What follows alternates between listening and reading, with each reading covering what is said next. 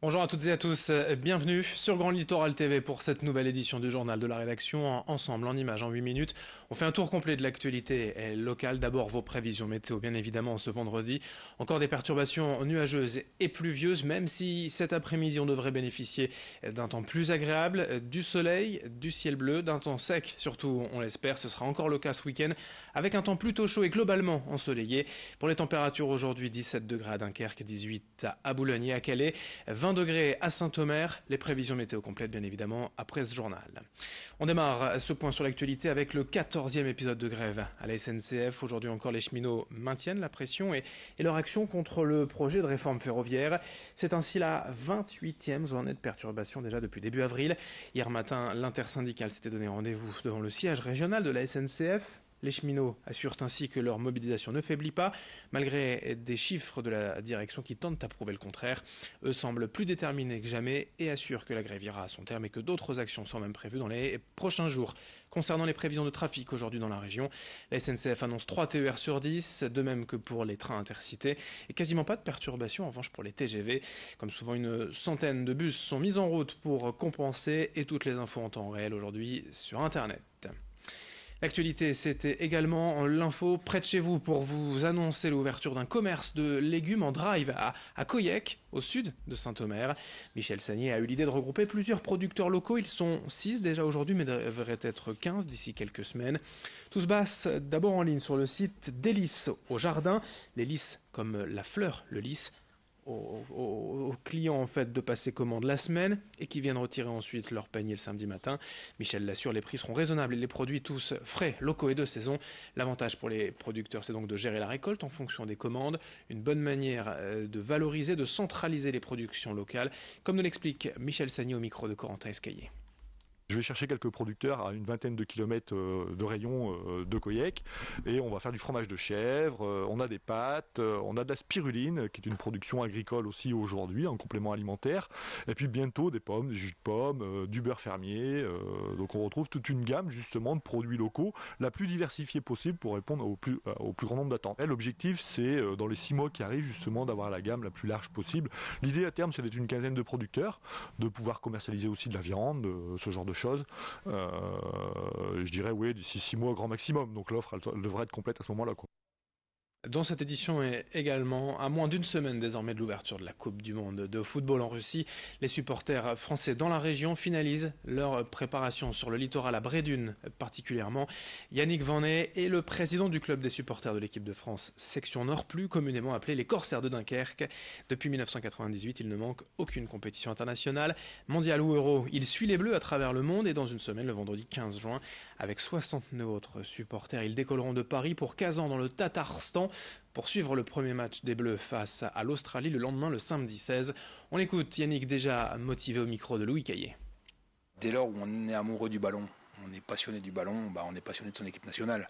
Alors moi j'ai la chance d'avoir une association active et d'avoir des gens formidables autour de moi qui ont envie de bouger, qui ont envie et qui voilà, ils se privent durant des années pour pouvoir économiser et se rendre en Coupe du Monde. Donc pour moi c'est tout à fait logique qu'on supporte les Bleus et peu importe où on joue, peu importe les conditions, c'est pas facile, hein. On a vécu 2010, n'oublions pas, on a vécu 98, c'était magnifique. Donc moi ma seule envie c'est de revivre 98 parce que c'est des émotions qu'on n'a pas l'habitude de vivre tous les jours et donc si les personnes qui m'accompagnent aujourd'hui peuvent vivre ce que j'ai vécu en 98 ou revivre ce que j'ai vécu en 98, ça serait parfait, ça serait génial, quoi. Alors, revivre 1998 20 ans après, c'est tout ce qu'on souhaite bien évidemment à l'équipe de France et à ses supporters dunkerquois en voyage en Russie, que l'on suivra tout au long de la compétition. Dans cette édition également, le grand angle de la rédaction, le printemps touche à sa fin, mais approche l'été, et évidemment la saison des festivals. La région d'ailleurs, le littoral Côte d'Opale, est plutôt bien pourvue en matière d'événements musicaux. Corentin et Escalier nous rappellent le programme, les affiches à ne pas manquer ces prochains mois sur la Côte d'Opale.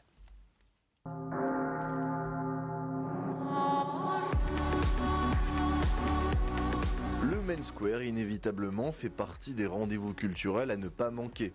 Tous les ans, le festival Arajois s'arrange pour décrocher de grosses têtes d'affiche pour ses 120 000 spectateurs.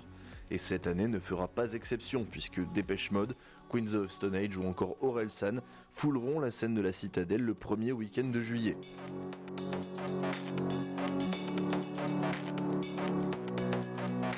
À Dunkerque, le festival de la Bonne Aventure voit déjà grand pour sa deuxième édition. Célassou, Angus et Julia Stone, sans oublier les boulonnais de Marcel et son orchestre, viendront animer le festival les 23 et 24 juin prochains.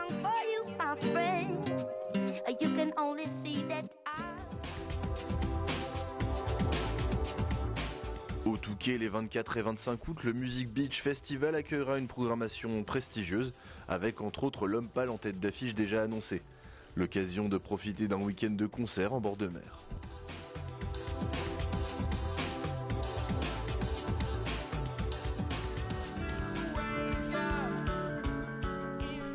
Rock en Stock ne sera pas en reste avec ses 3000 spectateurs par jour. Le festival Étaplois propose une affiche solide chaque année. L'an dernier c'était Trio en tête d'affiche, mais aussi Naman ou le Soldat Louis. Une programmation mêlant rock, punk, reggae, métal et électro à voir les 28 et 29 juillet prochains. Le festival de la Côte d'Opale aura lui aussi une affiche des plus alléchantes. Big Flo et Oli, Julien Clerc ou encore San Severino seront de la partie du 15 au 22 juillet. Qui s'appelait Non, je ne me souviens plus du nom du bal perdu.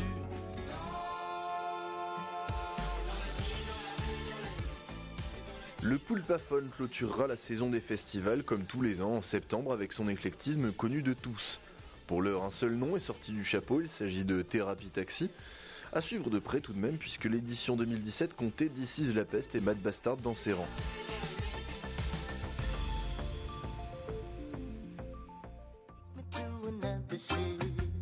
D'autres événements vont compléter le programme des festivals déjà chargés. Le Saint-Omer Jazz Festival du 7 au 11 juillet et sa programmation à la fois pointue et décloisonnée pourrait réserver quelques surprises. Enfin, le bucolique de taille plus modeste ne l'empêche pas d'être un rendez-vous des plus agréables pour tous les amateurs de musique du monde et de spectacles de rue. Reste à faire votre choix en ce qui concerne donc ce programme musical alléchant cet été sur le littoral Côte d'Opale. Merci de nous avoir suivis. Dans un instant vos prévisions météo. Très belle journée à toutes et à tous, ensemble évidemment sur Grand Littoral TV.